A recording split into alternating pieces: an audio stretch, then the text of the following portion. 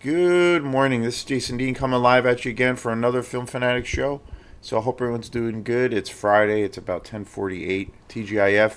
Kind of a crappy weather pattern again. Supposed to rain. It's raining right now, and then it's gonna, I guess, rain most of the weekend. So we had a couple of nice days, but hey, that's life in the modern times, I guess, with the weather. So, but hey, it's always good. Well, good weather to watch movies, but hey, isn't every day a good day to watch a movie? So, yeah, I want to thank some of the folks that have been commenting on the videos. I just did a slew of some bigger shows, mainly around Dune, the Dune Part 2, which I thought was just an epic movie going experience. And I just did a show on, which has been a pretty big topic lately. I did a show on The Crow from 1994 starring Brandon Lee. That whole show kind of spawned out of the idea or the situation where it was released. They released the photo of Peter Skarsgård, who is playing the Crow in this new remake that's coming out in June, and the stills, the photos of his kind of rendition of the Crow were, well, to say the least, kind of disappointing. And but it's a photo, and it is what it is. So, and then the trailer for the film just dropped, and the trailer was kind of atrocious. So I don't know. It made me want to see The Crow again, and I actually bought it recently. I got a bunch of good movies. I bought The Crow on Blu-ray, and I have not seen that movie in probably 15 or 20 years, and it was amazing. So I did a show on that. So check out those two shows. They've been on deck for a couple of days. I've been It's been a little bit harder the last. I haven't been able to do a video every day just because of my schedule, but I got a bunch coming coming out pretty soon, coming your way, and there's always a whole assortment of movies that I want to get to. Movies that I own, that I've seen many many times, movies that have been a part of my collection. But most of the time, I do focus on new movies that I buy. I've been getting some really incredible titles lately. So today's show, I went up to Bull Moose on. It was about a week ago. I think it was. When was it? It was last week. I went up on Monday. I had a doctor's appointment up in Bangor, and so I decided to try to make a little bit of a day of it because it's an hour drive. So I decided, well, this time I had the day off from work, so I went to my appointment, and then I went to Bull Moose, which was literally 5 minutes, less than 5 minutes away from my doctor. So it was awesome, and I don't usually go later in the day when I go to Blue Moose, like in kind of almost in the evening. So it was super mellow and even easier. Usually when I go there, it's very busy. I've never been to a Bull Moose where it's been slow. Usually there's always people there, and it's great. So anyway, I picked up this movie that I have never seen before. It looked absolutely incredible. It was a movie put out by I think fairly recently by Vinegar Syndrome, and I watched it. I've watched it twice already. I think this movie just completely kicks ass, and that is Curse of the Blue Lights. Um, I always say that I'm a huge fan of practical effects. This movie has some of the best like practical effects and creature design. It's essentially a monster movie, and the effects are just top notch. It's every reason why I love the decades of the 70s and the 80s, especially when it comes to the super uber low budget horror exploitation genre. This movie is kind of the epitome of it. And this is a beautiful package. Never seen this movie, and I've watched it twice. I literally watched it 2 nights in a row. That happens like a lot of the times when I get into a movie, whether it's something I had seen when I was a kid and I'm kind of revisiting it again, or a lot of the times I'm taking a chance and seeing it for the first time, I will watch a movie multiple times. I I know of people who are, quote unquote collectors of films. And so what they do is they're into the movies, they're into those specific genres, but a lot of the times people will buy movies, and sometimes, and again, I'm guilty of that too, where you buy lots of movies maybe at a time, and new ones, brand new releases, or older films, maybe used DVDs, used Blu-rays, and sometimes you don't get to watch. You end up like forgetting about making it a point. You try to make it a point to watch everything you buy, and then sometimes you don't. You kind of like put it on the back burner, and but I try to make it a point to really, really watch everything that I buy. I'm going to. There are a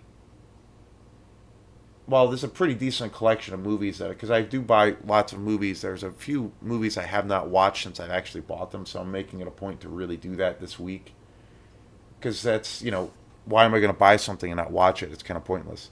But what I do a lot is if I get into a movie and it's a movie I love, I don't usually not. There are collectors out there that literally buy the movies, maybe watch them or don't, maybe watch them once and then just kind of file them away, and they become almost like this weird museum piece.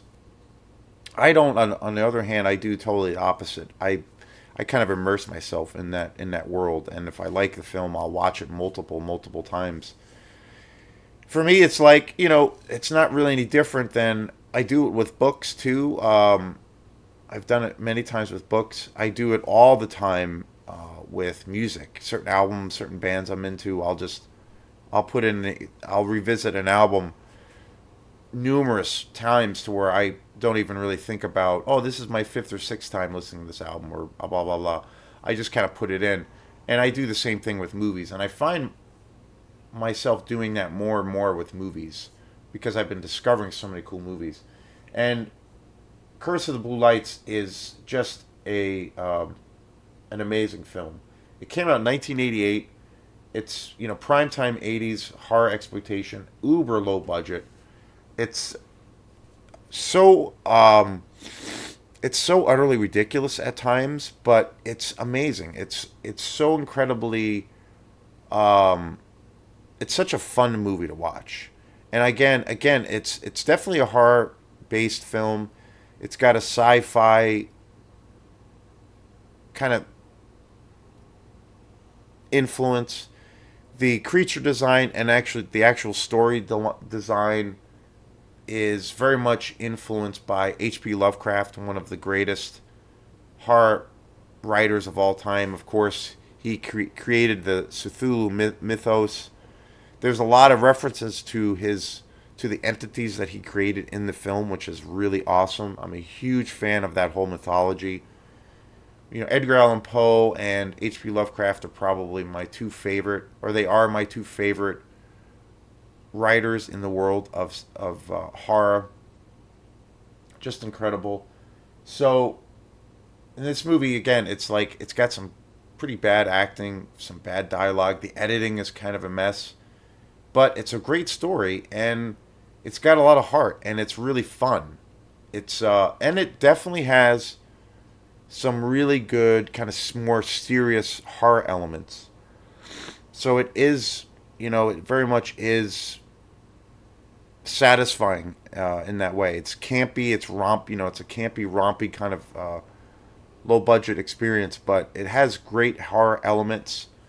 And again, the practical effects are just super awesome. There's all kinds of great prosthetics. They create these monsters, and basically it's a group of these kids who come across these mysterious blue lights, and they decide to investigate, and they come across these monsters or these demons, and this kind of army of zombies that live underground. And so basically at one point in the film, they kind of the gates of hell are opened, and all of these demons and all of these zombies emerge and try to take over the town, and it's so awesome. The other thing too that this movie really is, I think, really, really greatly influenced by is George Romero's Night of the Living Dead. This film was directed, and again, it came out in 1988. It was directed by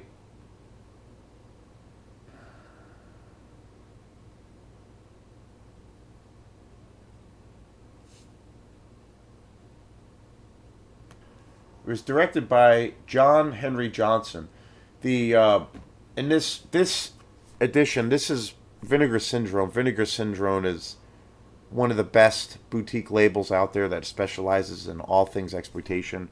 I got a ton of Vinegar Syndrome. Lately, I've been buying a lot of Severn titles, and again, I've gotten also some of the movies I bought were some Blue Underground titles. I haven't got any Mondo Macabro titles. I don't see them in the shops anymore. It's weird. They're my favorite boutique label. They really take that deep dive, and but I sadly I have not come across any of their titles. I have a lot of their movies on Blu-ray, and it's my favorite label. And I know I could go and order their stuff and their movies online, which I probably will at some point. But I love, I'm a tactile, hands-on kind of guy, and I love going through the aisles, going through the racks of movies, and finding them that way, and like picking them up and looking at the artwork and all that shit. That's to me is just as fun as actually sitting down and watching the movie or movies. So, but again, this movie is packed with special features. I am about halfway through. It's got this amazing documentary on here that is just fabulous, and it's a wild story. It's a wild story how a lot of these movies are, pure guerrilla style. An example of just pure guerrilla style filmmaking, and a lot of the times for a lot of these filmmakers and people involved in these films, it's their first kind of venture into becoming a filmmaker. It's their first project, and there's just so much passion behind it, and you can tell that these guys and girls involved with films like this just have their hearts on their sleeve. It doesn't always it doesn't always land the mark, but as a whole, it's just awesome and super fun. And I love when a film can really have that balance, especially with horror films. I love when a movie has a really campy, kind of ridiculous sense of humor about it, where it doesn't take itself seriously, and it might be, say, intentional, like say the writing, or maybe the comedy element is actually written into the story, so it actually it is a part of the story, or it could just have a comedic aspect to the film because it's kind of ridiculous and poorly executed, where the acting, you can clearly see that the actor is maybe like reading his lines on a piece of like toilet paper, and the camera's in front of him and he's got one take to try it all, and it can come across as like super hilarious. See, so I love movies. I love these movies when they have a sense of humor. I love when they clearly, and it's an interesting balance of like clearly they are working their asses off to make this movie happen, and they have no money to really make it a legitimate movie, if you will, and so they have this totally small, tiny little budget. So it forces a lot of these filmmakers to really be creative, and the use of practical effects are a major part of that. And I love when a movie can like not take itself so seriously, but yet it has that balance of where you can tell that this movie has a lot of passion and is a lot of fun, but they don't take themselves too seriously as filmmakers, or it has a comedic kind of levity to it where you can kind of laugh and have fun with it too.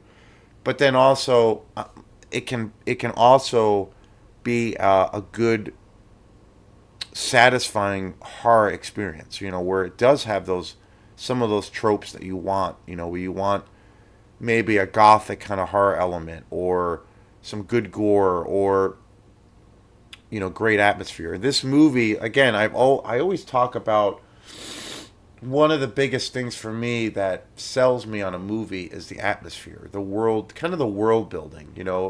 And this movie, it has such great atmosphere.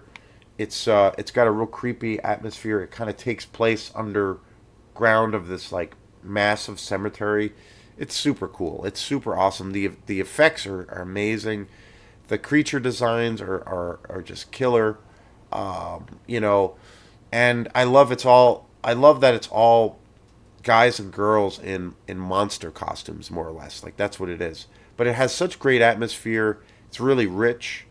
And in the special features on here, like I said, are just fabulous, and they go really in depth. There's a really great interview with John Henry Johnson, the director, and the producers and some of the actors on the film. And I'm probably like halfway through it. I still got some more time to watch. I'm gonna probably finish it up tonight. But the thing that's so cool about it is they talk about, which you can kind of see, that essentially this movie is it's kind of a zombie movie. And they were talking about how, which again is one of the greatest, if not the greatest zombie movie ever made, George Romero's Night of the Living Dead. One of the most massively influential movies. And they were talking about how that movie was a huge influence on this. And this movie does evolve into more of a zombie movie, especially by the second or third act. Like, it's full on. But it has its own thing. It has its own tone. Obviously, Night of the Living Dead is a very serious movie. It's a very, it's a very creepy, atmospheric movie, but it's kind of grounded in reality. It feels, every time I watch that movie, it's all shot in black and white. It's got that grainy look to it, and it has this almost documentary kind of feel, but it's very serious. This movie is not serious, really, at all. It's super silly. It's super goofy. It's kind of a party movie. You could throw it in. I think this movie is a good movie. Like, it does have some good gore and just incredible practical effects, but it's not like watching, say, The Gates of Hell by Lucio Fulci, where that movie is like uber gory and super intense, and that movie could bother some people who are not, say, into horror films or into kind of zombie apocalypse films. It has copious amounts of gore. This movie is lighter. It has a lighter tone. It's funny, and it's super campy. It really reminds me a lot of one of my favorite horror exploitation movies of all time, and that is The Spookies. That movie's a fucking masterpiece. This movie has that kind of vibe. It's absurd, it's weird, and it's just kind of ridiculous, but yet it's just amazing. It kind of has that vibe to it. And even some of the practical effects, like, and the creature designs kind of remind me of it, because that movie is like, a masterpiece, with all of those elements, the spookies. And so it has that vibe. But this movie it's very different in terms of George Romero's Night of the Living Dead. Of course, major influence on the movie. But again, it's much more silly. It's much more on the campier side of things. And the other big thing is the tone of it is very different, because this movie has more of an H.P. Lovecraft influence. It's kind of like, I don't know, like if you took like maybe like a black comedy, and you took George Romero's Night of the Living Dead, and you took H.P. Lovecraft, took some of the, maybe the Cthulhu mythos even from that. You took those three things and put them in this like weird fucking blender. You kind of have Curse of the Blue Lights. So it has a very different kind of it has much more of a supernatural element because of that than, say, Night of the Living Dead, which is a very serious film. But yeah, this movie is just incredible, and I think this movie would be good to watch for people who are maybe squeamish, or they are open minded and want to check out horror films, but they are a little bit, they have reservations because of the violence in a lot of these horror exploitation movies, the sex, and the kind of some of the disturbing taboos that a lot of exploitation movies do tackle. And this movie has a lighter take on a lot of those things. So this would be, I think, a good movie for people to watch. Even though, for me, like for instance, I really love obviously practical effects, but I love copious amounts of gore, and I love kind of the occult element in horror movies. And even though it's not like shockingly gory, it still has that element, and it's still fabulous, and it's awesome. So yeah, I can't recommend this movie enough. This is a gorgeous uh, version edition of this movie. 1988, Vinegar Syndrome has such a consistent body of work. Every movie I've bought pretty much from Vinegar Syndrome, Severin, or Mondo Macabre, really any of the labels. There's maybe one or two movies that I have in my collection that in the expectation world that I'm not really super excited about, and that's saying a lot. I have a lot, and I continue to constantly buy these movies, and I can't say that I have a Vinegar Syndrome movie in my collection that sucks. Like these guys continue to knock it out of the park, and this is definitely a highlight. So definitely check this movie out. It's a fun adventure into the world of horror exploitation. So thanks again, and we will see you next time. Peace.